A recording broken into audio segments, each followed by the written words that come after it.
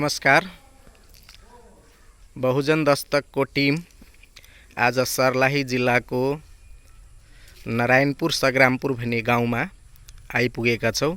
यहाँ एउटा ऐतिहासिक धरोहर छ। सती बिहुला भन्ने एउटा प्राचीन कालमा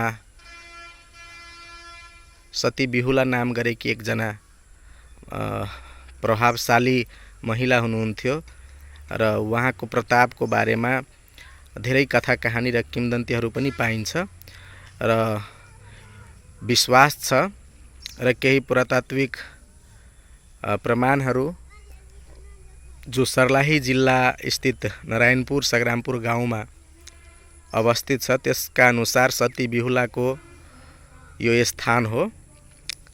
परापूर्व कालमा सती बिहुला जाया बिसहर लगायतका चन्नु शाह लगायतका एउटा महत्त्वपूर्ण र ऐतिहासिक कहानीसँग जोडिएको छ। स्थान यो पर्यटकीय स्थल छ। यहाँ तपाईले हेर्न सक्नुहुनेछ यो सती बिहुलाको मर्वाद्वार। विवाह हुँदाखेरि जुन मर्वा बनाइन्छ त्यो मर्वाको गेट छ र म केही छिनपछि यहाँका संरक्षकहरू जो यहाँ बस्ने गर्छन् यो पर्यटकीय स्थलको संरक्षणमा आफ्नो समय दिइरहेका छन् उहाँहरूसँग पनि यो स्थान र यहाँको ऐतिहासिकताको बारेमा कुरा गरेर तपाईहरूलाई यसको बारेमा जानकारी दिने प्रयास गर्छौँ। के छ वास्तविकता यहाँ एउटा पोखरी पनि छ। यो एउटा पोखरी पनि छ। यहाँ तपाईले हेर्न सक्नुहुनेछ सती बिहुलाको यो कहानीसँगै जोडिएको पोखरी पनि हो। सती बिहुला आफ्नी सङ्गिनीहरूसँग पोखरीमा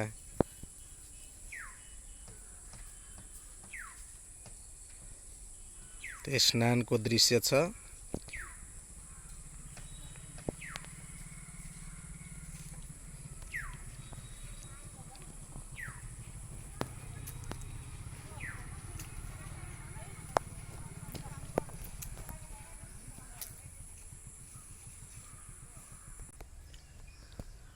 यो सती बिहुलाको प्रवेशद्वार हामी अब भित्र पसेर हेर्दैछौँ।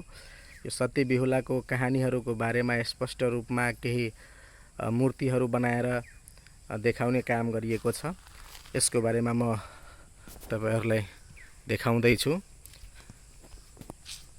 केही कहानीहरू ब्रह्मनाइज भए पनि यसले एउटा कुरा त देखाइ नै रहेको छ कि यहाँ धेरै पहिला मूल निवासीहरूको राज हुने गर्थ्यो।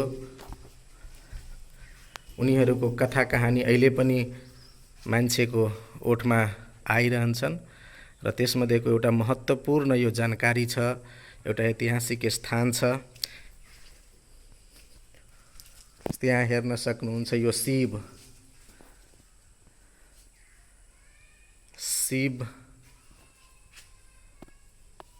जो मूल निवासी महानायकका रूपमा पनि चिनिन्छ, जसलाई हिन्दू व्यवस्थामा महादेव भनेर भनिएको छ। यहाँ तपाईलाई स्पष्ट रूपमा यो पढ्न सक्नुहुनेछ। नन्दी एकजना शिवको दरबारमा बस्ने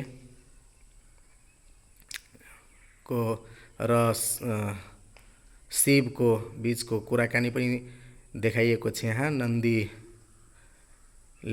के भन्छ भने प्रभु जायाको चञ्चलता सुन्दरता एवं अर्ध नग्नताको कारण तपाईको गणहरूलाई साधना गर्नमा बाधा परिरहेको छ। अनि शिवले भन्नुहुन्छ जाया तिमी कैलाशबाट मृत्यु भुवनमा जाऊ। अनि जायाले फेरि भन्छन्, जसलाई जाया बिसहर पनि भनिएको छ, जायाले फेरि भन्छन् पिताजी कार्तिकेय र गणेश जस्तो अधिकार मलाई पनि चाहिन्छ। अनि पार्वतीले भन्नुहुन्छ तिमी यहाँ रहने लायक छैन, तिमी यहाँबाट जाऊ। केही कहानीहरू जोडिएको पनि छ। जस्तै यो पहिलो तस्बिर हेर्दाखेरि लाग्छ कि यो त शिवको स्थान हो, अब यसलाई हामीले तपाईँले मूल्याङ्कन गरेर अलिकति दिमागमा जोड लगाएर सोच्नुहुन्छ भने शिव यहाँका मूल निवासी थिए भन्ने कुरा एउटा त हुन्छ। अर्को, यहाँ कुनै राजा महाराजाको राज थियो भन्ने पनि छ र हाम्रो विरासतमा, हाम्रो परम्परामा महिलालाई आफ्नो इच्छा अनुसारको वेशभूषामा बस्न सक्ने एउटा छुट पनि थियो भन्ने कुरा देखिन सकिन्छ, बुझ्न सकिन्छ। यहाँबाट तपाईँलाई अर्को तस्बिर देखाउन चाहन्छु। यसमा चन्नु नाम गरेको एकजना व्यक्ति जो जयाका दाजु हुन्छन् र उसले शिवको पूजा गर्छन्। अनि यो जया विषहर भन्ने ऐतिहासिक महिला जसले चन्नुलाई शिवको पूजा नगरेर मेरो पूजा गर्नु भनेर आदेश दिन्छन्, तर चन्नुले त्यस्तो मान्दैन। चन्नु भनेको बनिया हुन्छन्, चन्नु शाह, जसरी मलाई जानकारी प्राप्त भएको छ त्यो हिसाबले यहाँ दुवै बिचको वार्तालाप छ। अनि उसले मेरो पूजा गर्नु भन्छन्, तर चन्नुले यसरी हुन सक्दैन भन्दाखेरि जयाले अब तिम्रो अनिष्ट गर्छु भनेर त्यसपछिको म के कहानी छ त्यो देखाउन गइरहेको छु। त्यसपछि तपाईँको जया भन्ने जया विषहरले आफ्नो दाइ चन्नुको सबै पुत्रहरूलाई मारिदिने सर्पको रूपमा नागवंशीसँग पनि रिलेटेड छ यो कुरा। अनि यहाँ एकजना फेरि तपाईँको यो जया विषहर हो, यता चन्नु शाहको पुत्रहरूलाई मारिदिएको स्थिति छ। अर्को स्टेपमा एकजना पुत्र जीवित हुन्छन्, बला लखिन्दर। त्यो बला लखिन्दरलाई जब बला लखिन्दर बिहे गर्ने उमेरको हुन्छ त्यसपछि त्यसको घरबाट, चन्नु शाहको घरबाट बिहे गर्नका निम्ति उसलाई बिदाई गराउँदैछ। यसको दृश्य छ यो।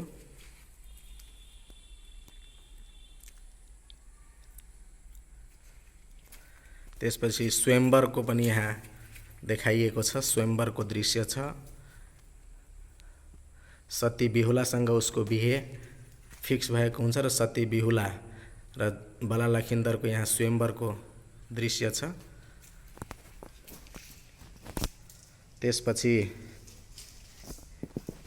यहाँ तपाईँको कोहबर भन्छौँ, जसलाई सुहाग रात पनि भनिन्छ।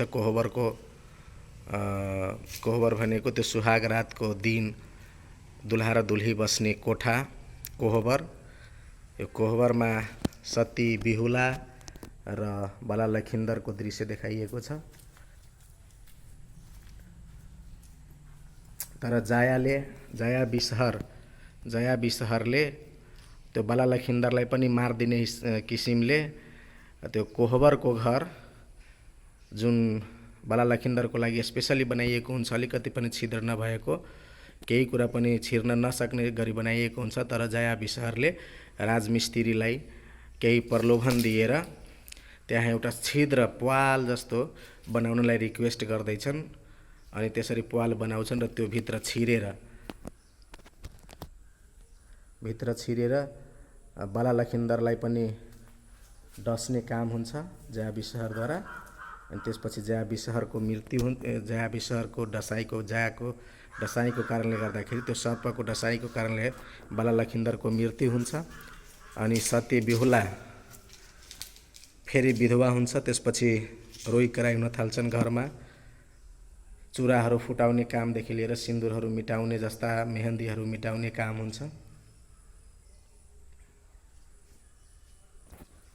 अनि तपाईँको अर्को स्टेपमा आफ्नो पतिको मृत शरीर लिएर नदी पार गर्ने बेलामा एकजना धोबिनसँग भेट हुन्छ। नाउँमा राखेर नदी पार गराइरहेको बेलामा सब नाउँमा राखेर नदी पार गराइरहेको बेलामा सती बिहुलासँग धोबिनको भेट हुन्छ। धोबिन भनेको धोबी जातिको महिला, धोबिनको भेट हुन्छ। तिनी त्यहाँ कपडा धोइरहेकी हुन्छन्। त्यसपछि त्यो धोबिनको सल्लाह अनुसार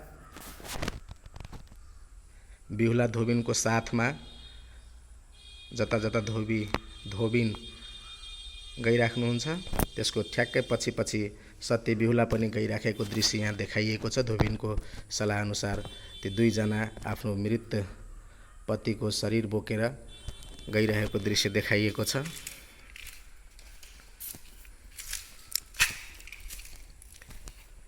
यहाँ तपाईको जाया विषहरको गुरु हलाहल एकजना ऋषिको प्रसङ्ग जोडिन्छ। त्यहाँ तपाईको जाया विषहरको गुरु हो हलाहल।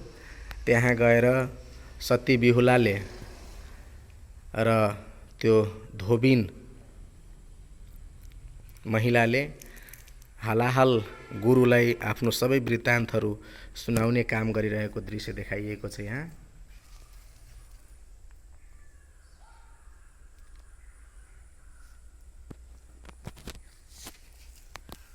तपाईँले हेर्न सक्नुहुन्छ। यहाँ आफ्नो कुराहरू हलाहल ऋषिलाई बताउँदै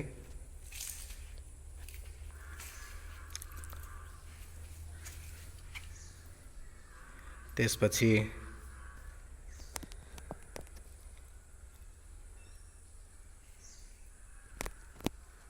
बिहुलाको पति बला लखिन्दरलाई जीवित गरेको अथवा त्यो विष हरण गरेको दृश्य यहाँ छ। वहाँ त ब्रह्मा विष्णु र महेश देखाइएको छ, अर्थात् यो केही जोडिएको छ यसमा।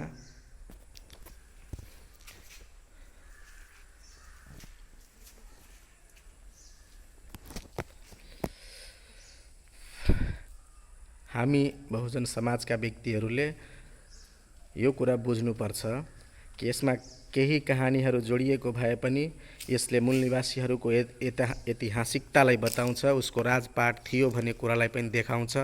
नागवंशीको वर्णन गरिएको छ, शिवको वर्णन गरिएको छ। यी तमाम कुराहरू धेरै दिन बितिसक्दा, धेरै समय बितिसक्दा जसको सत्ता, जसको शासन हुन्छ उसले आफ्नो हिसाबले केही न केही अलिकति जोड्ने काम अवश्य गर्छन्। तर यो त कसैले टार्न सक्दैन, कसैले काट्न सक्दैन कि सग्रामपुर भन्ने स्थान ऐतिहासिक रूपमा कुनै बेला धेरै चर्चामा रहने राजा महाराजाको स्थान थियो, ऐतिहासिक स्थान थियो भन्ने कुरा यसबाट स्पष्ट देखिन्छ। यो ऐतिहासिक र पर्यटकीय स्थल मूल निवासीको इतिहाससँग सम्बन्धित छ। यसमा खोज, अनुसन्धान र अझ बढी सक्रियताका साथ यसको इतिहासहरूको बारेमा आम सर्वसाधारणहरूलाई बुझ्नुपर्ने आवश्यकता छ। यसको प्रचार प्रसार हुनु पनि आवश्यकता छ। केही कुराहरू हामी सबैले यसमा अनुसन्धान गरेर जान्नु बुझ्नु छ। यो अनुसन्धानको एउटा विषय हुन सक्छ। यसमा सम्बन्धित निकायहरूले धेरै ध्यान दिनुपर्ने आवश्यकता देखिन्छ।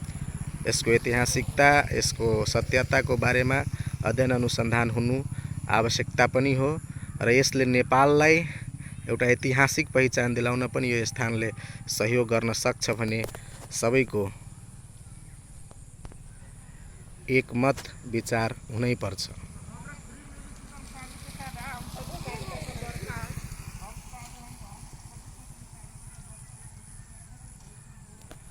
यो ऐतिहासिक पर्यटकीय स्थल सर्लाही जिल्लाको नारायणपुर सङ्ग्रामपुर भन्ने गाउँमा अवस्थित छ।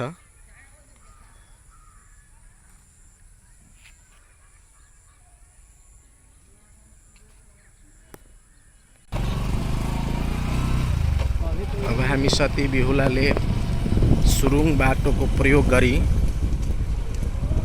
यहाँ नजिकैको शीतलपुर गाउँ छ, त्यहाँ एउटा नदी पनि छ। त्यो नदीमा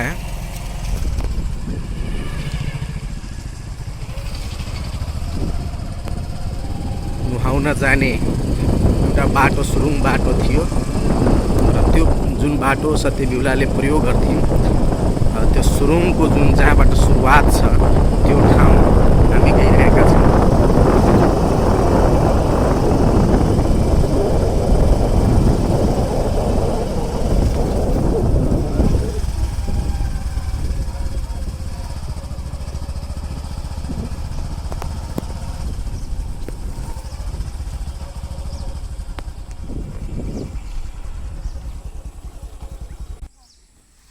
छ त्यो ऐतिहासिक ठाउँ जहाँ सुरुङ छ भनेर विश्वास गरिएको छ र प्रत्येक ठाउँमा शिवलाई बढी स्थान दिएको छ। यहाँ यो ऐतिहासिक ठाउँमा सती बिहुलाको मन्दिर यो मुख्य रूपमा यो एउटा सुरुङ भने गुफा छ।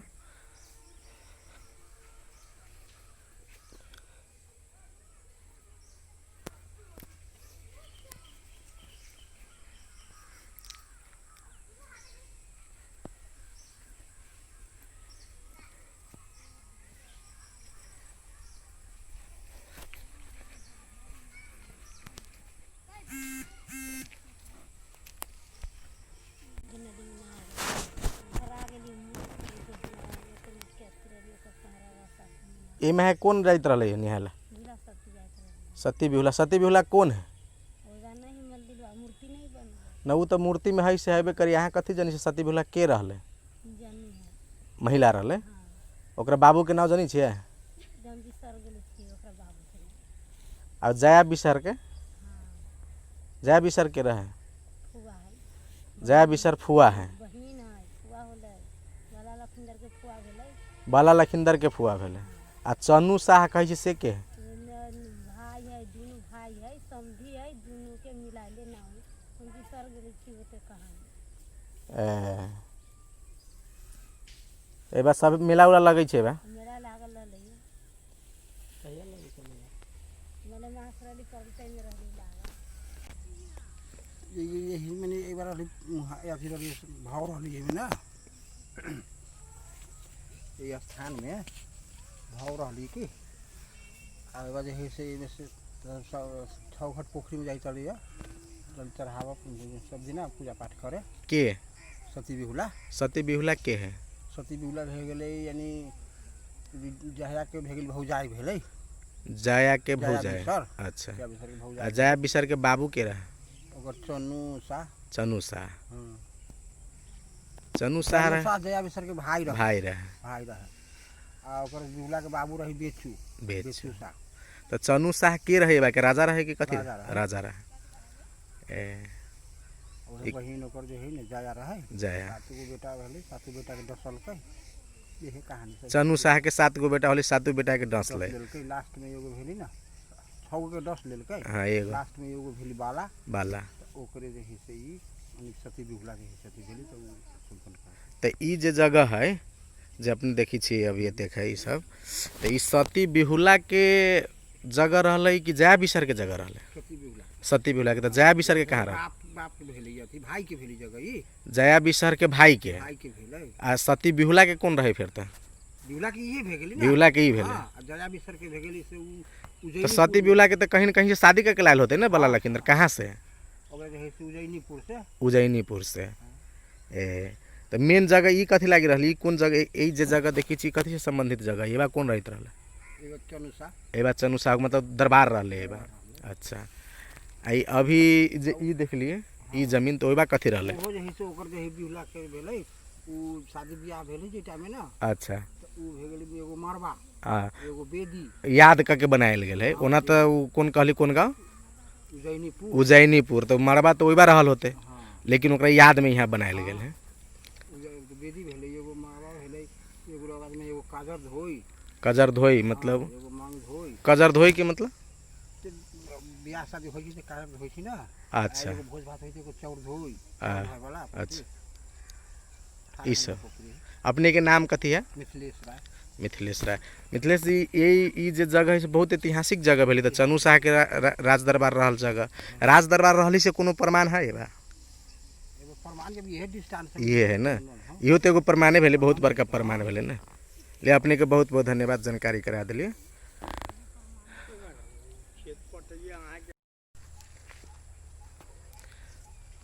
सती बिहुला यो मरबा को द्वार उज्जैनपुर में हुन तो सती बिहुला को माइती उज्जैनपुर में थियो भने भनाइ छ तर याद में यहाँ पनि बनाइएको छ सती बिहुला को कहानी संबंधित भएको हुनाले यहाँ सती बिहुला को ससुराली थियो यो बनाइएको छ। धेरै राम्रो दृश्य छ यो।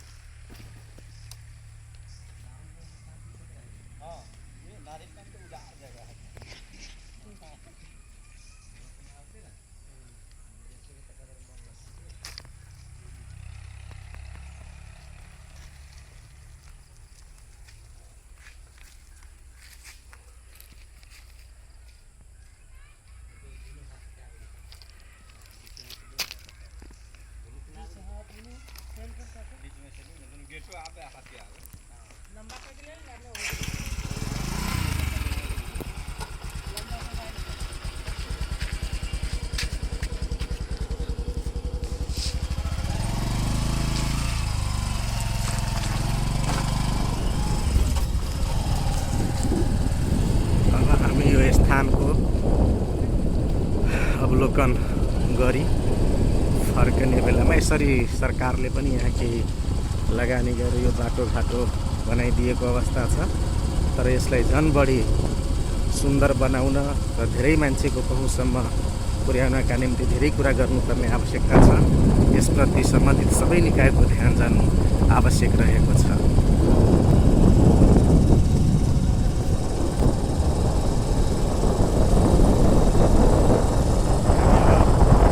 प्रमुखद्वारबाट बाहिरिँदै